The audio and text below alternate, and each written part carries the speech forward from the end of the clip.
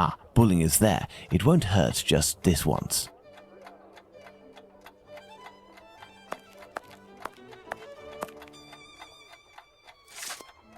Hello, Mr. Bulling. So, did your colleague tell you about the tip? What tip?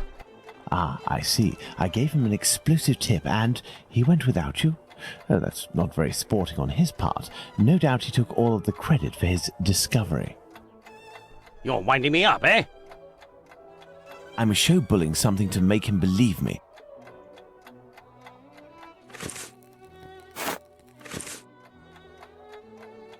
What do you want? I'm not winding you up. The proof is that he gave me this advance on the debt. That traitor! He owes me if I find him! Before I leave, can you do me a favor? Heck, tell me. I'm looking for some reliable info on the murders committed in Whitechapel in the months before Polly Nichols' attack.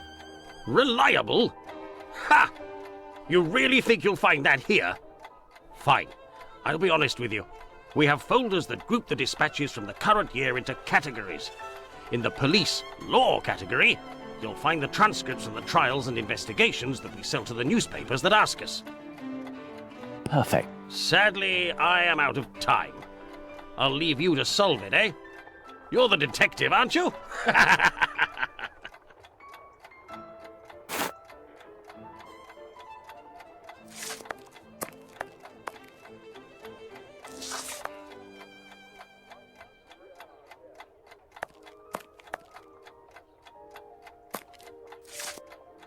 The dossiers are full of papers in dated envelopes. I can't open them. That would be too obvious.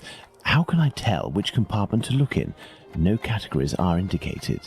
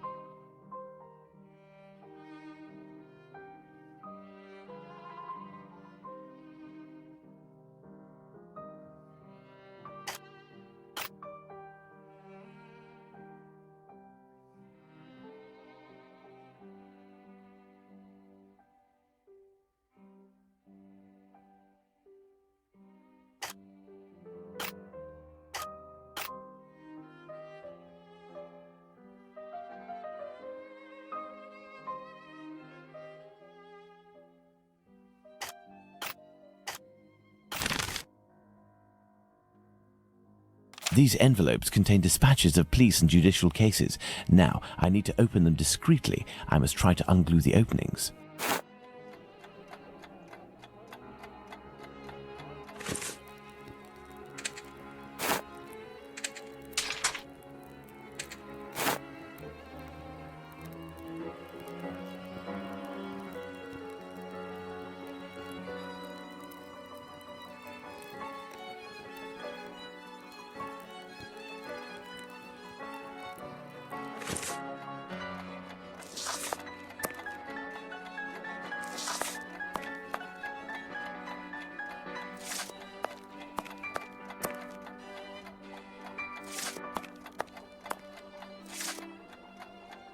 Water.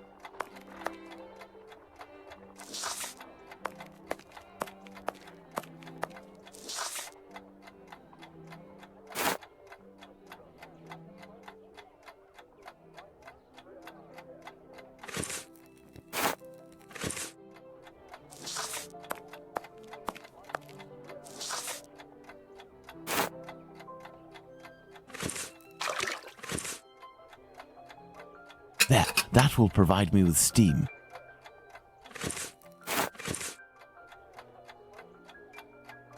These envelopes contain dispatches of police and judicial cases.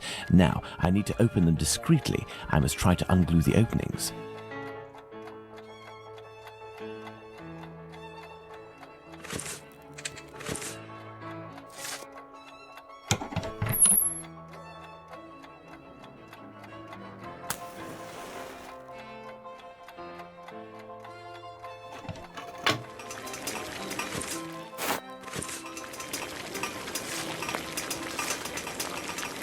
Open, and it looks like I'm in luck.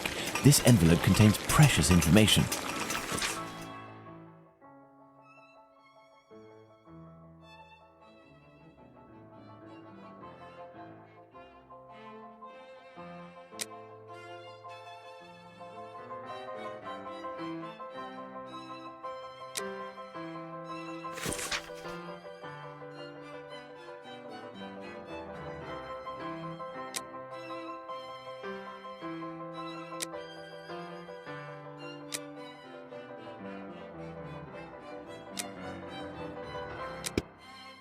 The information excludes the murder of the first woman, Miss Smith. Jack the Ripper can't be the author of that crime.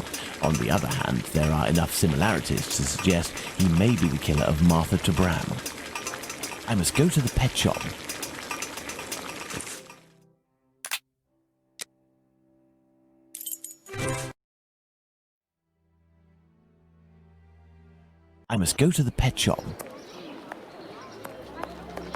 Closed until further notice. Abraham isn't there. No luck.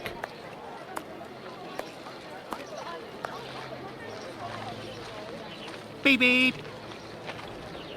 Good evening. Oh, good evening, sir. Do you know why Mr. Solomonich's shop is closed? No, I don't. Perhaps his cousin, the cobbler, knows. But I believe the police came to take his animals. I think that might have something to do with it. When was this? During the day. The kids you were with the other day were there, they told me. They just came by to ask for some cat's meat. They didn't have any money, but I gave them some anyway.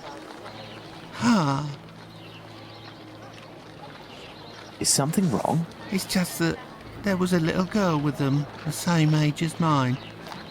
My little girl who went away with her mother, with the angels into the sky. Dr. Watson told me about your loss. Please accept my condolences. Would you like to talk about it? How did it happen? The illness, sir. My poor little girl was in agony, and her face and body were ravaged by the disease. Her face? Yes, she looked like a ghost. What illness was it? Dr. Gibbons tried to explain when I took my little girl to see him, but I didn't understand. I'm sure that he was trying to insinuate it was my fault. I'm sorry, but I don't want to talk about it anymore. I understand. Farewell. Let's go and see Dr. Gibbons.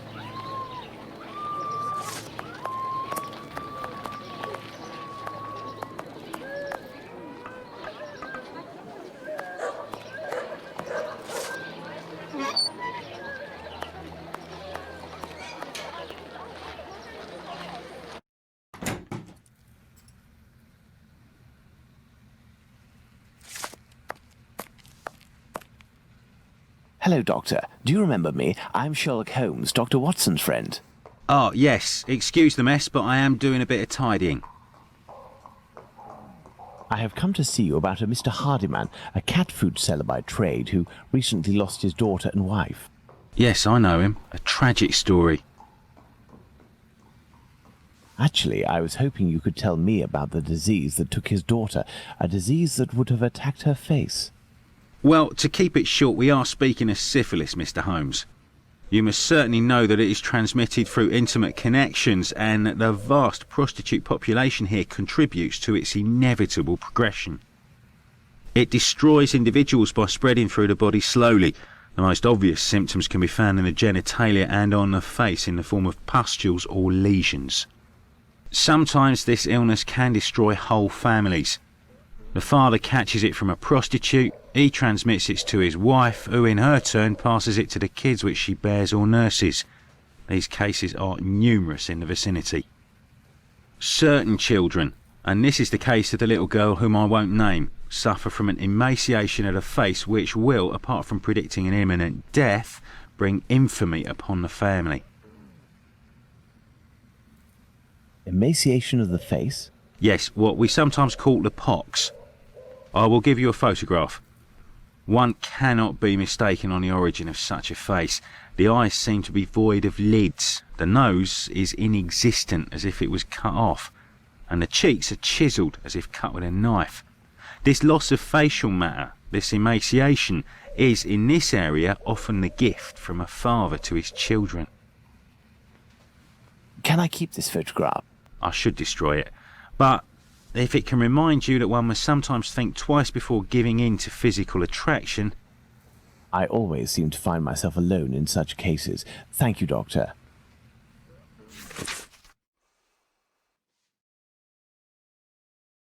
Let's go to the cobbler's.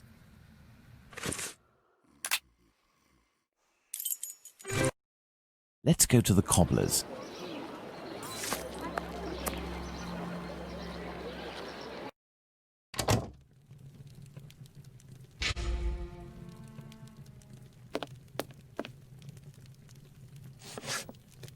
Hello, Mr. Solomonovich. Ah, Mr. Holmes, how are things with you? I heard your cousin Abraham had a problem with his shop. What happened? Ah, if I didn't know you well, I would tell you that it's Jewish business that doesn't concern anyone but the Jews. But as you have a little bit to do with it, you have the right to know what is going on. Ah, would I have something to do with it? Someone had seen Abraham telling you something and making big gestures near the Imperial Club. A vicious rumor quickly spread, and it has caused him great injustice.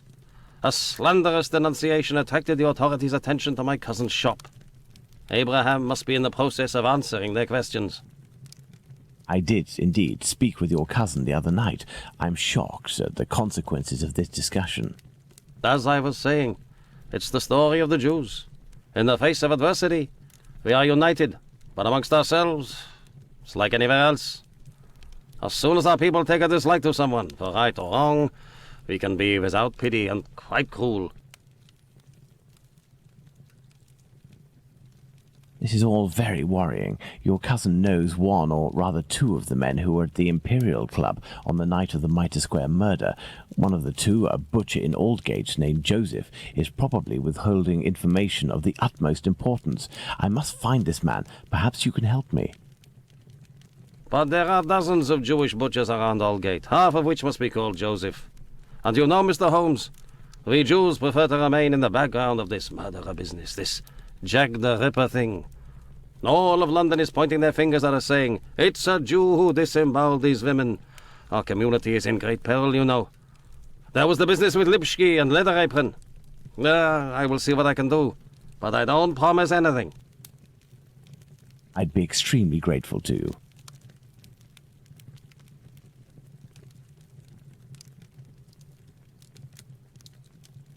Very well. We may meet again, Mr. Solomonovich. You are most welcome, Mr. Holmes. I've paced up and down Whitechapel enough. I should return to Baker Street in order to reflect on the new facts that I have discovered.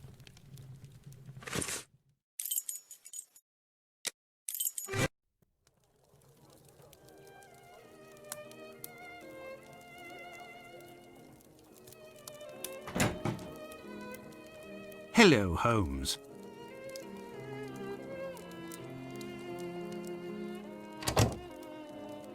Good day, Watson. Listen, Holmes, I know I should have got here sooner to give you a report on my research, but this case has led me to neglect my patients and my wife more than I care to admit. I've been able to sort things out over the last few days, and now I am ready to pursue this investigation. You don't have to justify yourself, Watson. Whilst I do tolerate you as an observer, and despite your occasional help with more menial tasks, may I remind you that you are by no means an indispensable part of this case. Oh, you tolerate me as an observer, do you? Oh, you're too much, Holmes. Well, Mr. Detective, despite my absence, I have been working on this case, putting my relationship on the line in the process. And I happen to have a confidential letter that only passed from one lord's hand to another. What it contains is extremely serious and concerns Dr. Tumblety and his collection of uteri. Let me see that.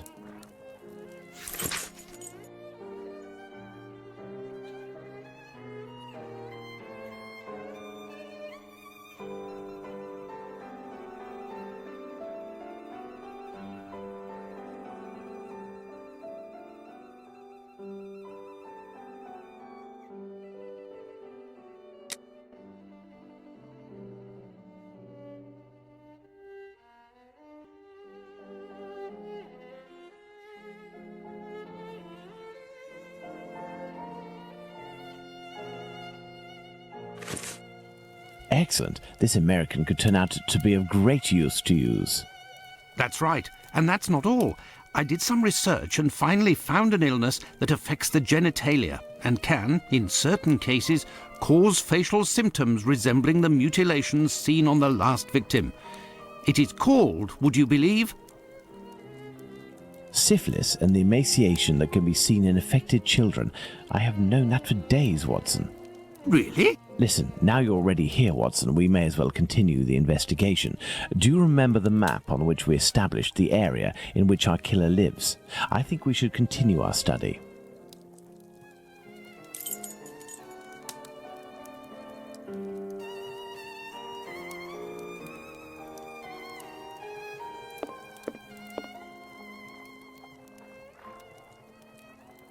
Well, I discovered the case of another murder before that of Bucks Row.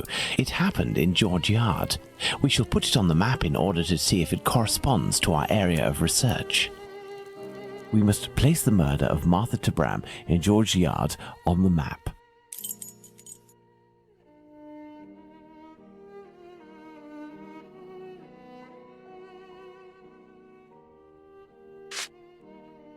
That is where Martha Tabram's murder took place. There's no point going there. I already have all the information we need on that matter. You see, this murder took place in the area in which our killer lives, his safe zone. Nonetheless, there are two major differences between the murder of this Martha Tabram and that of Polly Nichols. Firstly, the blows inflicted are not the same. And the second difference? It follows on from a doctor's opinion. He claims two weapons might have been used, and if there is one group of people we absolutely must not trust in this business, it's doctors. Don't you agree, Watson? Watch it, Holmes. Tabram's murder took place in an area where the murderer, whose cowardice is clear, was able to make a quick getaway, that is to say, near his home. For his second murder, he would have wanted to go further afield, so the police would not link these two cases. And as for the other murders, seeing the ineffectiveness of his last one, he headed in different directions to kill his victims while still staying in the vicinity and without going any further than necessary, and all the while planning his escape. My dear Watson, we now know what this man looks like, in what area he lives, and that he suffered directly or indirectly from syphilis. Let's not forget the anatomical knowledge he must almost certainly possess. Given his lower-class background, a butcher seems very likely. However, it may be the case that the man was a butcher once, but is no longer. He might also have been a medical assistant. Who knows? That's why we need the testimonies of the other Joseph and Dr. Tumblety in order to be certain. What shall we do, Holmes? As the police's cooperation is futile and can be ruled out, we have nothing to do but wait. Watson, wait, and hope we see one of these two men before the killer strikes again. At last, a long day's work done. How are you doing, Holmes? Fine, Watson, just fine. I suppose you still haven't heard any news from Whitechapel? No, Watson. It's been almost a month now. Who knows? Our killer may have brought justice upon himself, overcome by remorse and ignominy for his actions. Not a chance, Watson. You haven't done anything about the story of a kidney that was sent in the post and reported by the papers. Why not? The killer left a message on one occasion with the intention of harming. The letter accompanying this package served no purpose other than to give value to its recipient and arouse disgust against its sender. The killer has never done anything for nothing. In order to authenticate the Galston Street message, he left an indisputable piece of evidence. Can we really say as much about this kidney? I don't know. All I know is that there are letters piling up on your desk. Isn't it time to move on to another case? Absolutely not, Watson. I think that the other Joseph is reluctant to meet me. The man he saw must certainly have put the fear of God in him, a man well known for his violence and his hatred towards Jews. There can't be any shortage of those in Whitechapel. I have hope yet. As for Dr. Tumblety... We found him, Mr. Holmes. We found him. Who's that? Dr. Bumblebee. He's been locked up by the bobbies, but they've let him loose. Oi, he was looking round like a rat who's scared of his own shadow. He's gonna do a run at years. Watson, this is our chance. The game is afoot. Let's hope that Tumblety will go to collect his trunk. As for you, my little friends, thank you for lifting this burden that has been on my shoulders for almost a month.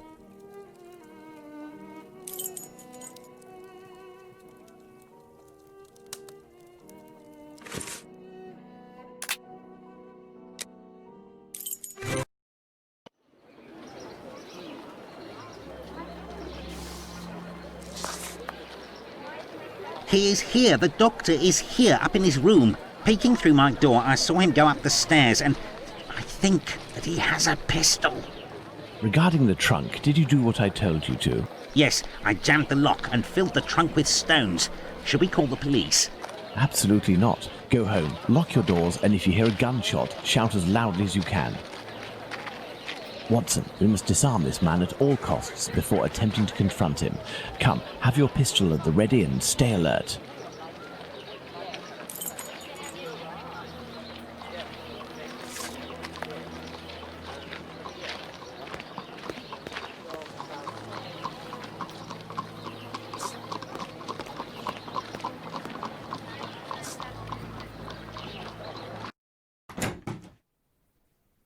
Don't move a muscle or I shoot. Who?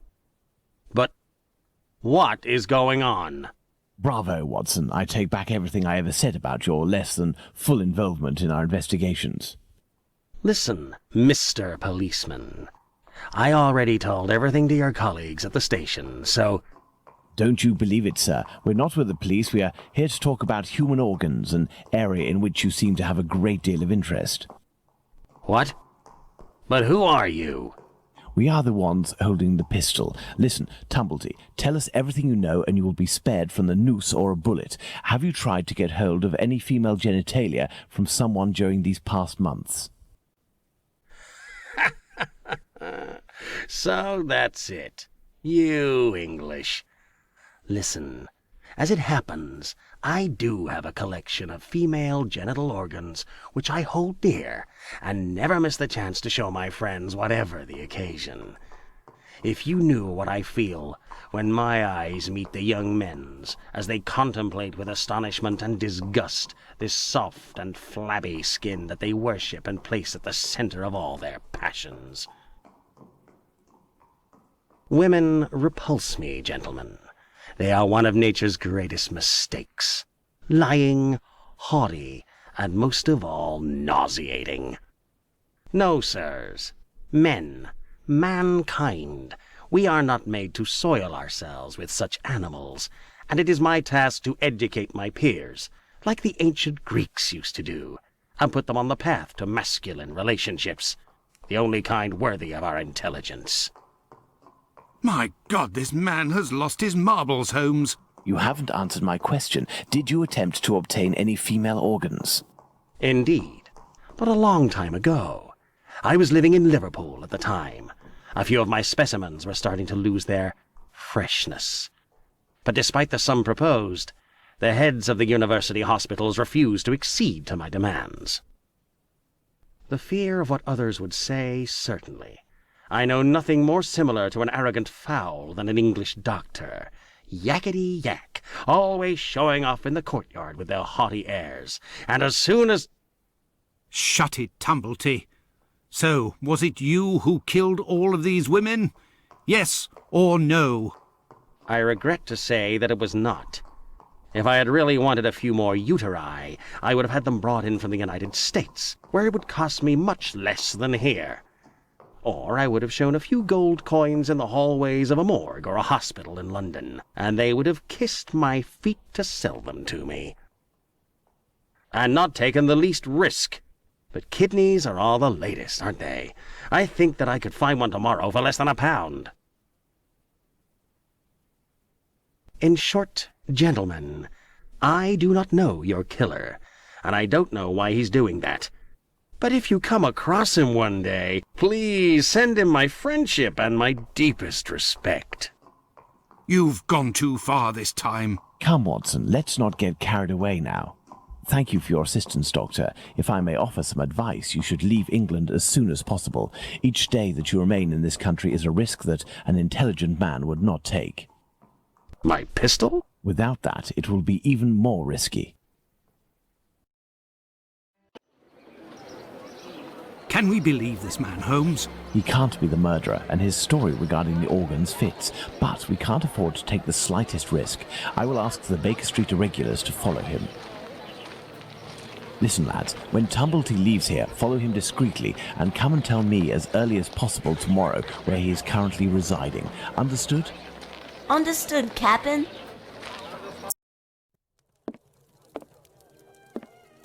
You are already ready, Holmes. What is going on? I have been waiting for you for at least an hour, Watson. It would appear that a new drama has unfolded. The youngsters came to give me this address, but I have some doubt as to the actual location we are going to. Let's try anyway. At worst, we may come across the Baker Street irregulars to put us in the right direction.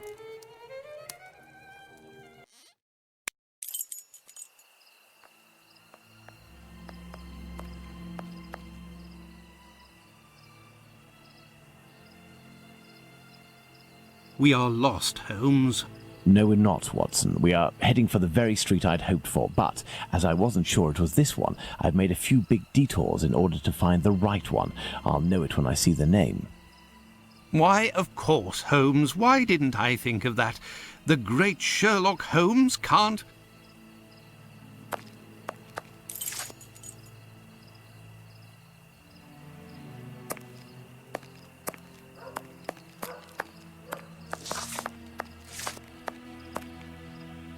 How are you, my friend? Are you not feeling well? No, My friend is a doctor. He can take care of you. don't go there.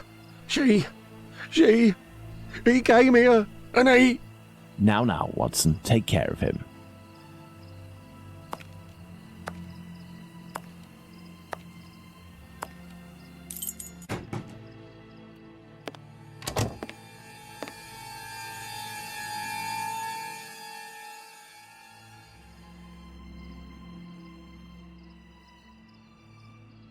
My God! What happened? Can't talk. Wait for the coppers. Are they coming? My eyes are crying. No. Go find them too, mister.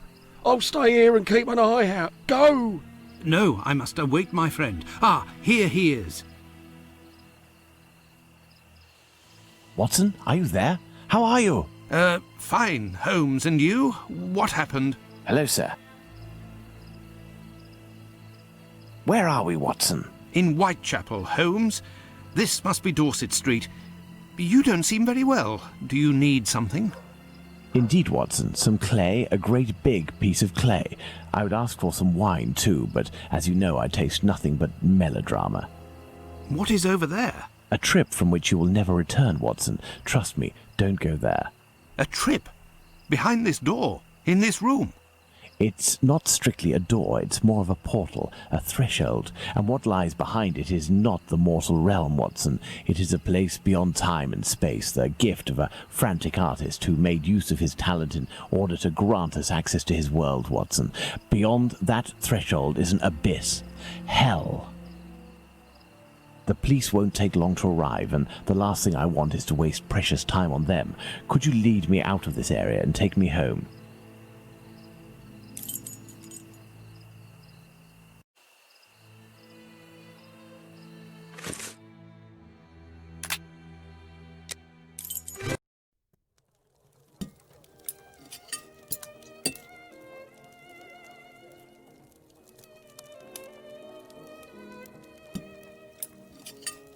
You should come and eat, Holmes. Mrs. Hudson has worked wonders.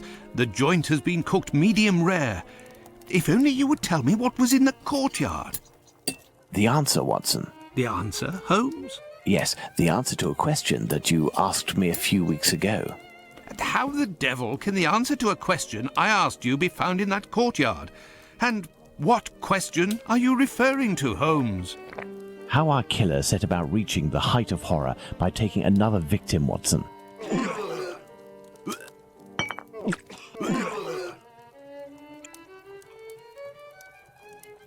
Did I not tell you that I wanted to avoid melodrama? Do you mean to say that...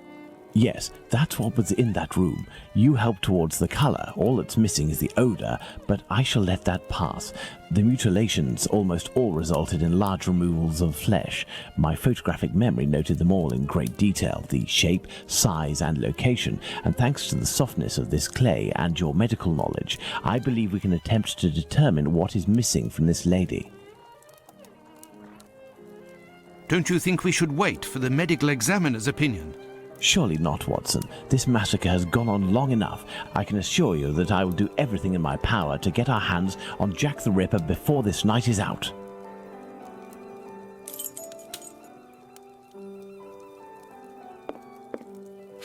Watson, we shall reconstruct the body of this poor woman and inspect it in detail as well. Your help as a medical man will be invaluable. Holmes, I feel a bit unwell. Well, I understand. I will manage on my own. Her throat was slit just like the others. The wound is particularly deep.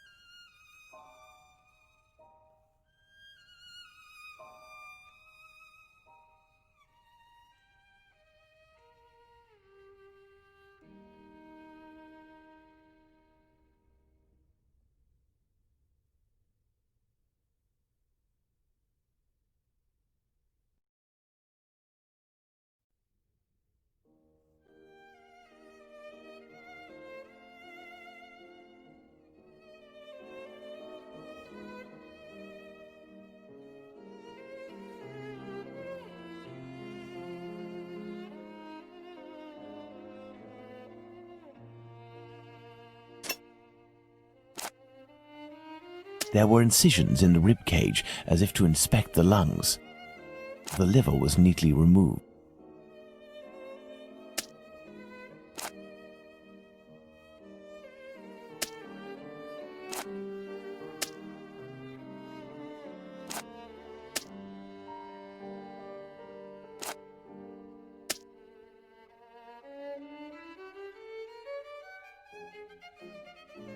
The liver was neatly removed.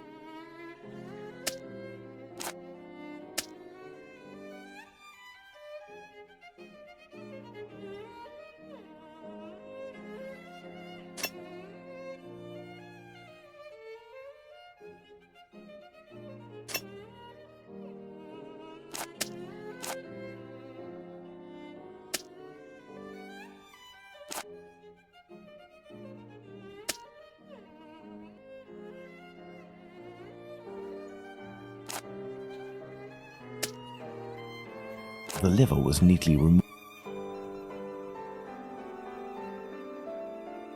An organ is missing, apparently.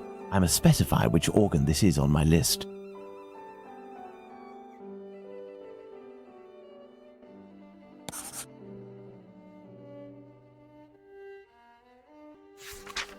There we are, Watson. We have examined everything. The heart is the only thing missing. 2 uteri, a kidney, and now a heart. He had all the time he wanted in which to disfigure her, cut her up like a piece of meat, and yet took nothing but the heart. What do you think of that, Watson? Watson?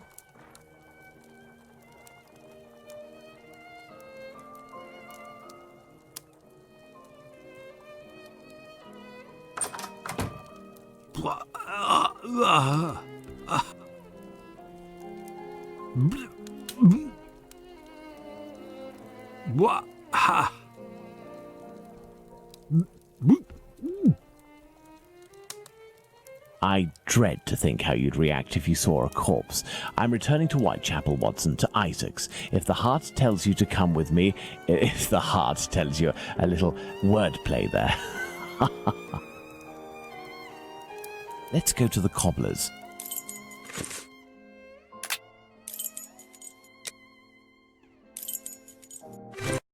Let's go to the cobbler's. Beep, beep. Evening, Mr. Holmes. Good evening, Hardyman. Has Abraham Solomnovich still not reopened his shop? No, not that I know of. Have you heard anything about the latest murder? Certainly there is talk of nothing else. Poor girl. I hope they catch the bastard who did it. Who do you think that could be? A madman, that's for sure. Everyone in the area is pinning it on a Jew. But I don't believe that for a second. Why? Because Jews don't like blood, you see. They're not allowed to eat it, and they have to drain the meat before cooking it. It's true that they eat animals, but they are fanatical about all kinds of silly things. I don't know much about their rituals and all, but I know that a Jewish butcher can't just do whatever he pleases with his knife. He has strict kosher rules to follow. You seem to be very well informed. Well, I buy my meat from them too. My clients don't care whether the meat comes from Jews or not. Cats eat it regardless. And let me tell you, I'd go as far as to say that I may even have more faith in a Jew, because even if they don't eat all the offals, a Jew inspects them to see if the animal was in good health. Lungs, for the most part. And as they make up most of my cat's meat, you can see the connection, right?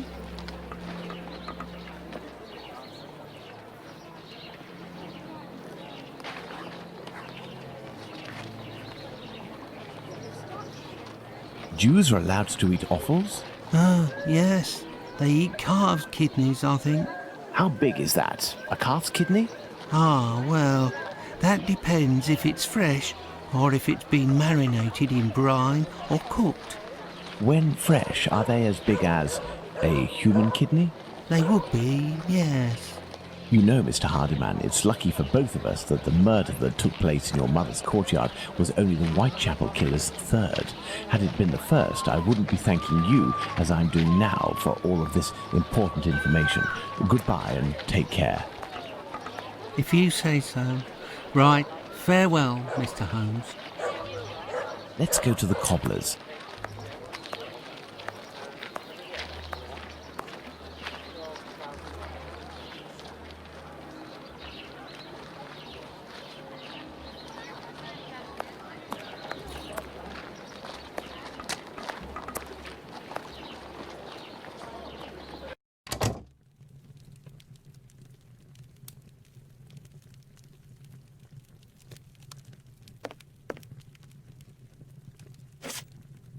Good evening, Mr. Solomnovich.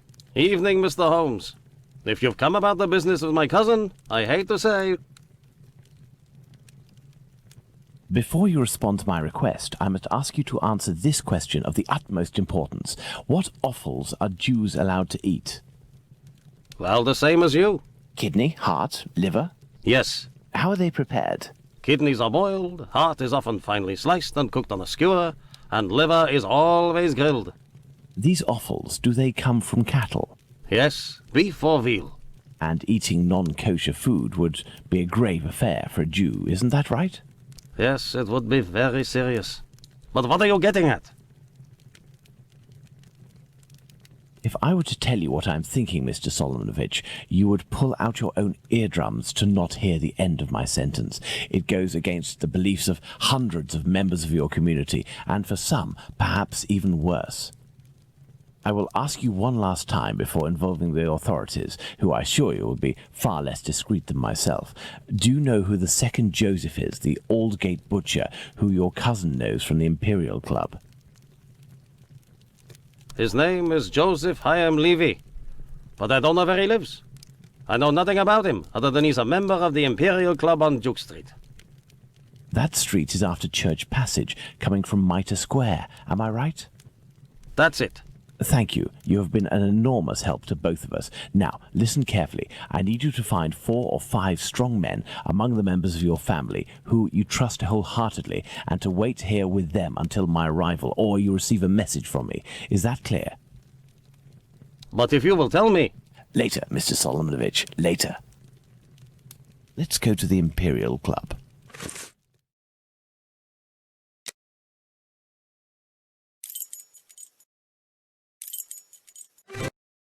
Ah, there's the Imperial Club. Let's see if I can find Joseph Chaim Levy.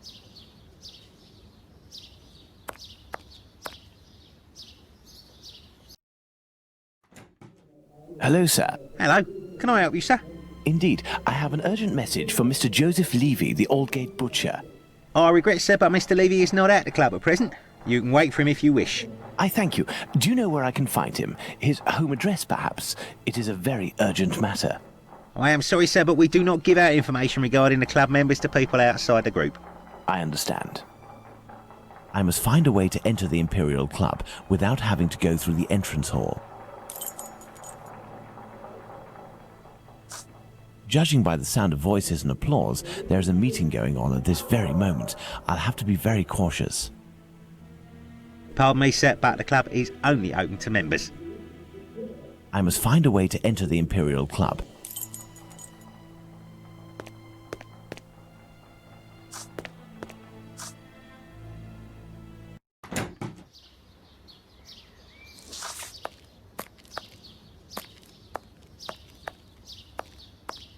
I have no reason to go that way.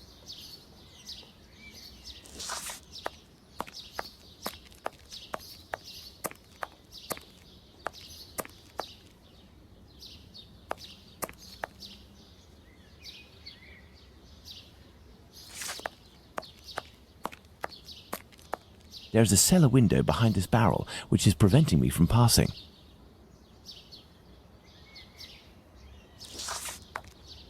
Coal. It's a service door and firmly locked. There must be a stock room in the cellar beneath this room. If I can just get into the coal cellar, I shall be in the place. I should be able to make it tip over.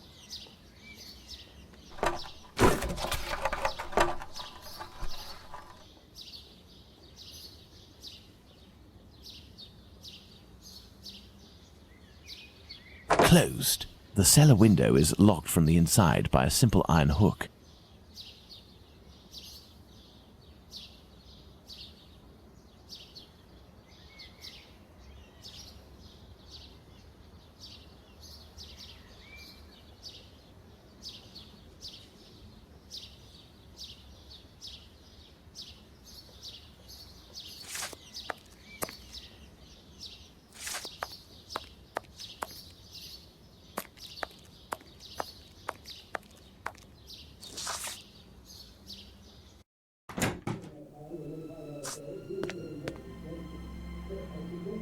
This may come in handy.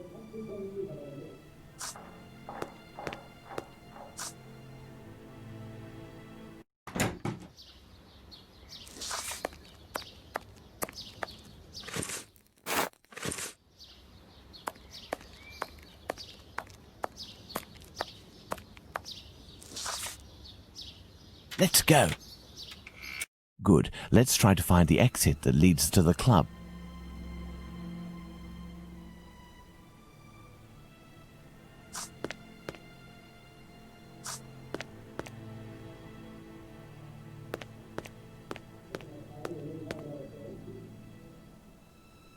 Empty tin cans.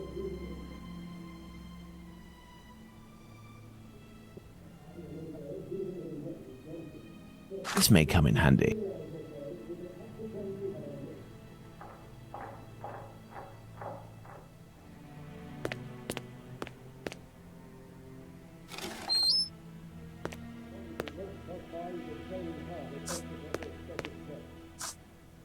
The kitchen. It's closed, and besides, I won't find what I'm looking for in there. No, that's not a good idea. The watchman is still there. I must find a way to get him to leave his post.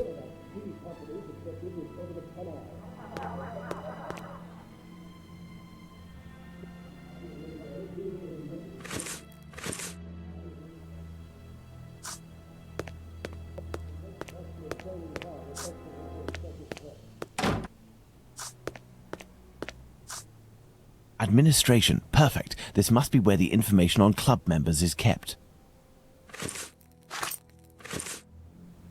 Let's hope that it really is the key to this door. Administration. Perfect. This must be where the information on club members is kept.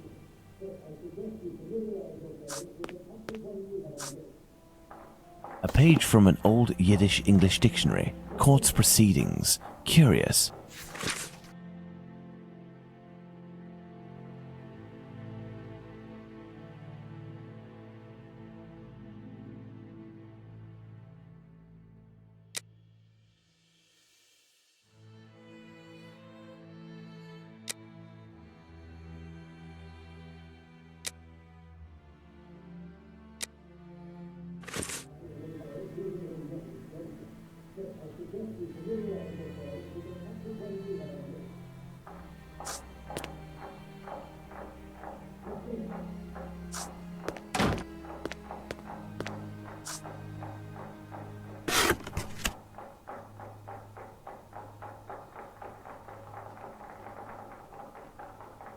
Some square metal tokens. Curious. There is a document.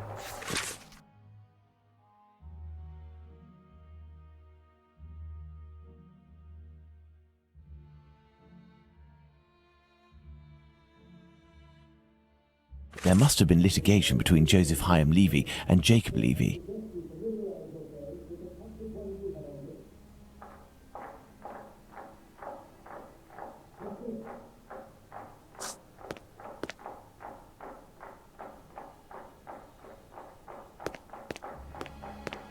This must be the club's safe. What I am looking for is probably inside.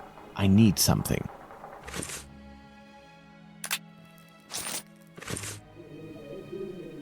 This must be the club's safe. What I am looking for is probably inside. The lock on this chest is very sophisticated. Let's see.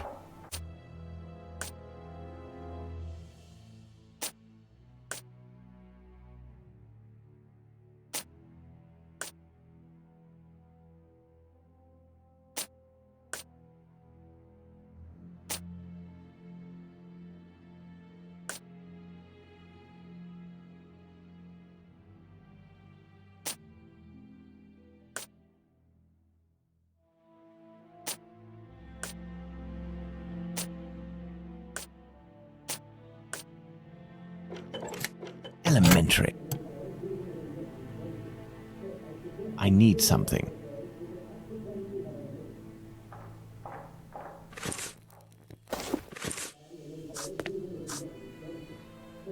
These documents contain some words in Yiddish, which reads from right to left.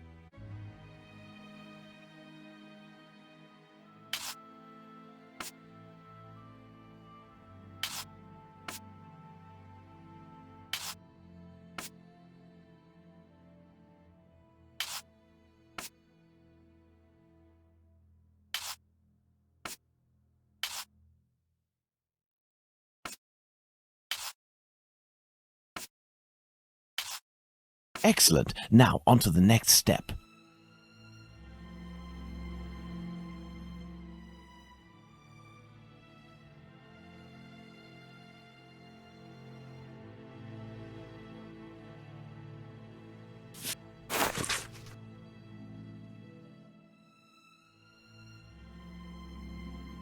here we are. I have the address of this Joseph Hyam Levy, 36 Middlesex Street.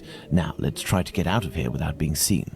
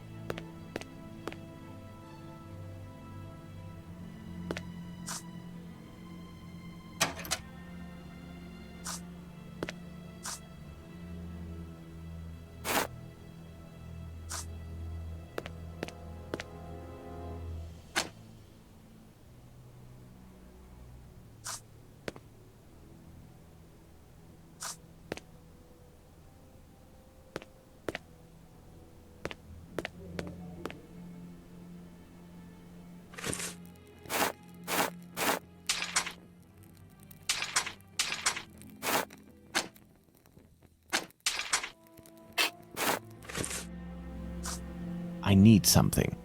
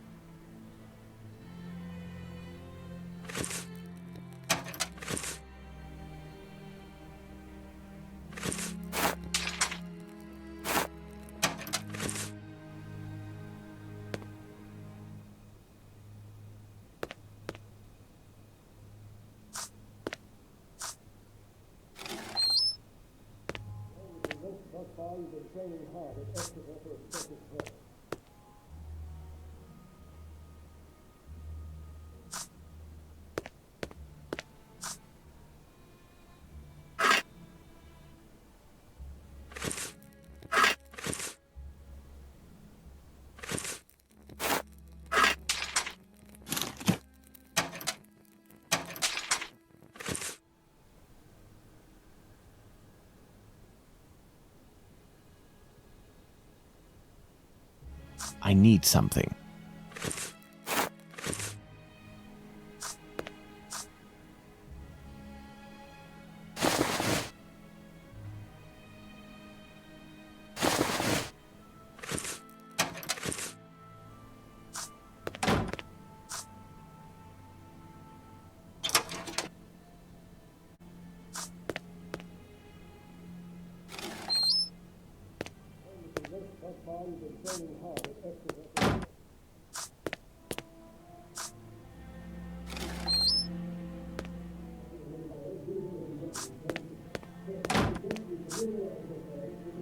This may come in handy.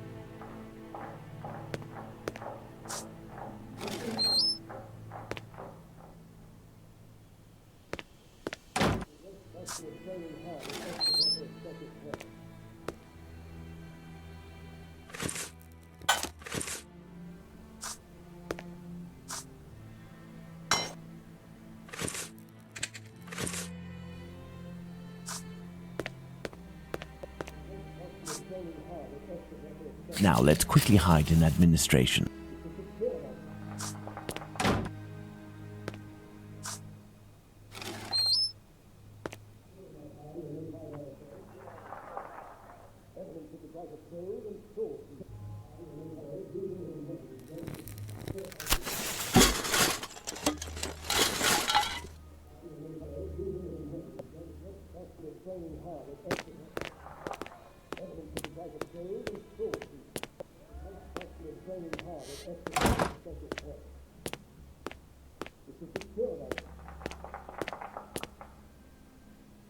Let's visit Joseph Levy at 36 Middlesex Street.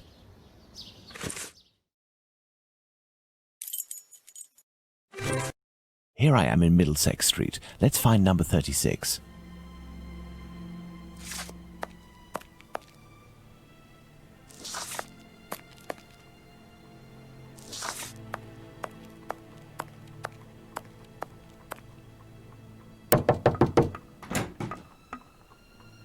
Hello, sir. What do you want? Hello, Ma'am. I would like to speak with Mr. Levy. Do you know if he's in? I am Mrs. Levy, his wife. He's not arrived yet. Do you know when he'll be in? Oh, no idea. You know, he works at the butcher's and helps at the slaughterhouse. It often happens that he doesn't come in until early morning and then leaves right away. Well, listen, as soon as your husband Joseph returns, tell him that My husband isn't called Joseph. you aren't the wife of Joseph Hyam Levy. No, of course not. I'm the wife of Jacob Levy. Mr. Hyam Levy used to live here with his parents, but he moved. Mummy, who's the man that you are talking to? But this poor child has syphilis. He carries the mark on his face. Leave us, children. Go back inside with your brothers and sisters. Yes, Mother.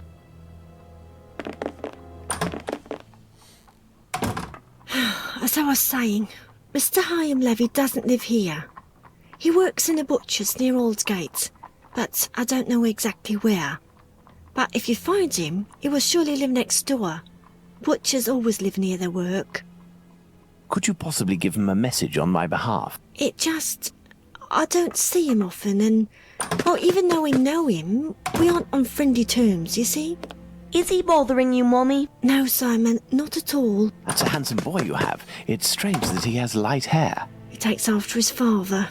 Strong, with light hair. Wait, he sounds familiar to me. A man of about 50 years old, very big, at least 6 feet tall, and left-handed, correct? You are mistaken yet again. My husband is only 32 years old, no taller than 5'3", and he's right-handed. Obviously, there are many Levies in the area.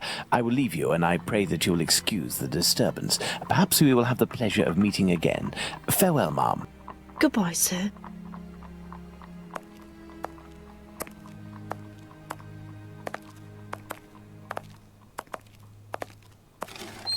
Daddy!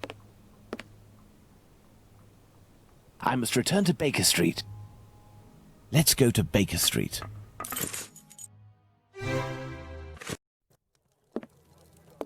Well, Watson, not looking so good. Whose fault is that, Holmes? If you hadn't shown me your masterpiece in clay. Some actions have much larger repercussions than would be assumed at first glance.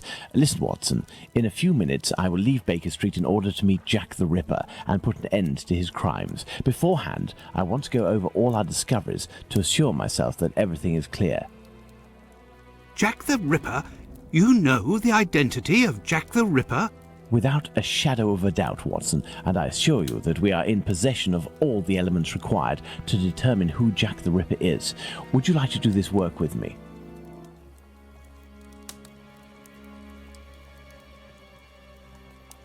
Well, we are still missing certain information in order to finish this investigation, Watson.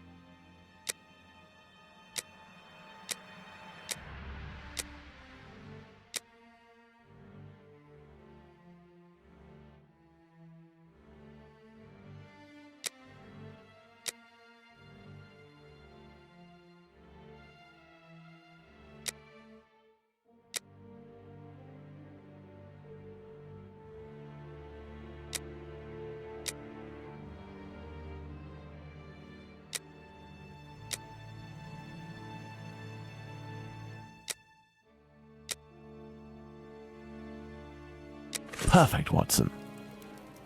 Let's determine who Jack the Ripper is, Watson.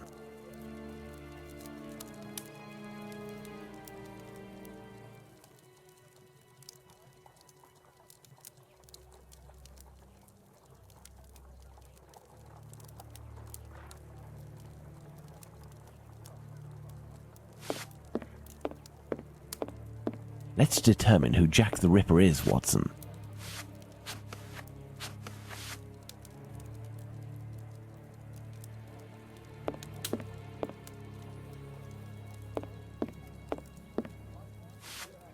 Thus, we have 5 suspects. Let's add the elements that correspond to each of them.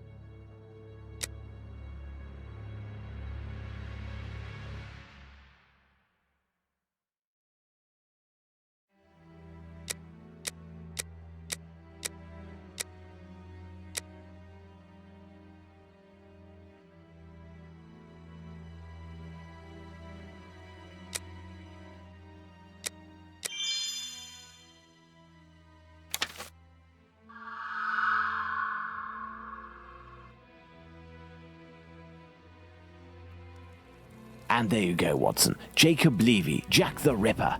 Fantastic, Holmes. And terrifying. But some aspects of this case are still unclear, at least for me. For example, Watson? Why does the man only kill prostitutes? The man kills prostitutes because he blames them for the misery of his life. He must have frequented them assiduously, and during these nocturnal visits, he contracted syphilis, which he passed on to his spouse, and via her, at least one of his children. He is an angry man in despair following a mistake that cannot be fixed. Why does he only kill such miserable prostitutes? He never had the means to afford prostitutes of higher standing than Nichols, Chapman and the others. At one point in his life he was forced to steal to make ends meet.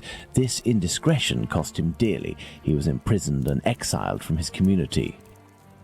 He had frequented low-class prostitutes, thus it was they who infected him and they who must pay. But why did he remove the organs? To take vengeance on his own community, which rejected him and had more success than he.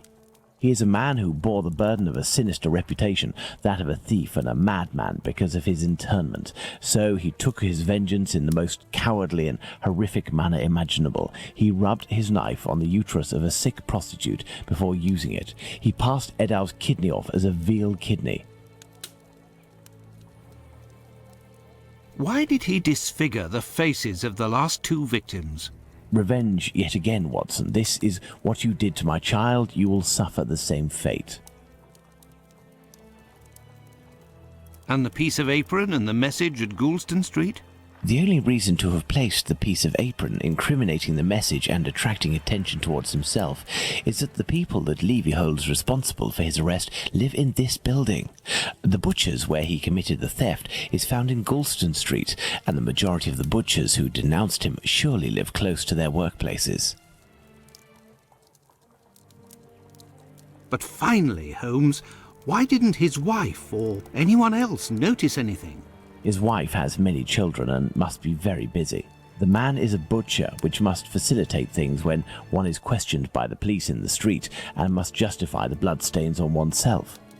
Furthermore, butchers often work during the night as the meat must be sold fresh each morning. His nocturnal absences were easily justifiable. Finally, he works in the butchers or slaughterhouses. Nothing could be more simple than slipping a kidney in here and using a knife soiled with human blood there. This story is frightful, Holmes. Indeed, Watson. Lies, infidelity, venereal disease, murder, mutilation, and finally cannibalism. A complete anthology of what humans at their most vile are capable. Let's go at once to Whitechapel and put this madman where he can do no more harm, Holmes. Let's, Watson.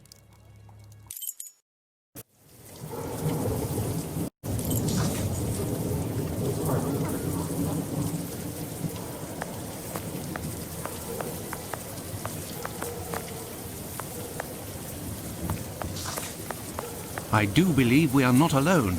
I hope these men won't prevent us from passing. Me? No. But you, yes, Watson. Your journey ends here tonight. Pardon? You're sometimes a little hot-headed. And moreover, Mr. Solomonovich has a few things to tell you. I won't be long. You can come in, Mr. Holmes. He's waiting for you inside. Everything was organized according to your instructions. I don't know how to thank you. Later. Dr. Watson is awaiting an explanation from you.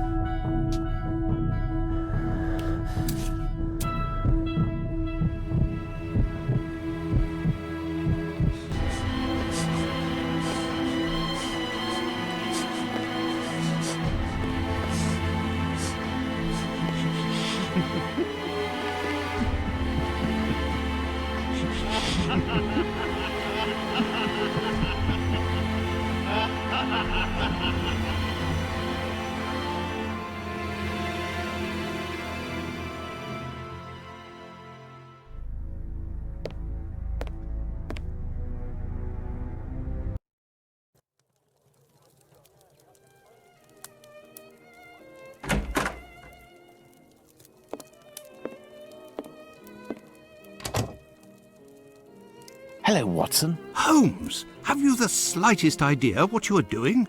I think so, Watson. Leaving this bloodthirsty pervert at liberty and hiding his existence from the London police? What folly! Certainly, the police will never find their man, but with so many men deployed, this affair will indirectly have a benevolent effect on the crime in the vicinity. But Holmes, wait! Justice hasn't been served, and we are accomplices to the fact. Justice? But I don't serve justice, Watson. I serve truth. And incidentally, I serve my country, and I don't think that I have ever served it better than today. Imagine if after months of terror and a murder as abominable as that of Miller's Court, we deliver to the English people a man of the Jewish faith, a journeyman and head of family as the guilty party. A man who forced members of his own people to eat human flesh. All of this contained tension would have exploded in a myriad of anti-Semitic acts which would have thrown Whitechapel into a rage of fire and blood. And this man's family, who are completely innocent and have suffered more than their lot, would have been the first in the line of sight. Should we condemn an entire people to shame and promise them 1,000 wounds because one of their members committed an unmentionable crime? Neither I nor you have the right to do so. Jacob Levy, Jack the Ripper, is now in the hands of his own people. I have complete faith in Mr. Solomovich and the members of his community who, I remind you, courageously helped us. They took great risks and acted with the most salutary discretion. And, oh yes, it is understood that you cannot chronicle this investigation. It would be best to invent a story that takes us far from London during the sombre period, in pursuit of, let's see, something challenging. A ghostly dog that glows in the night.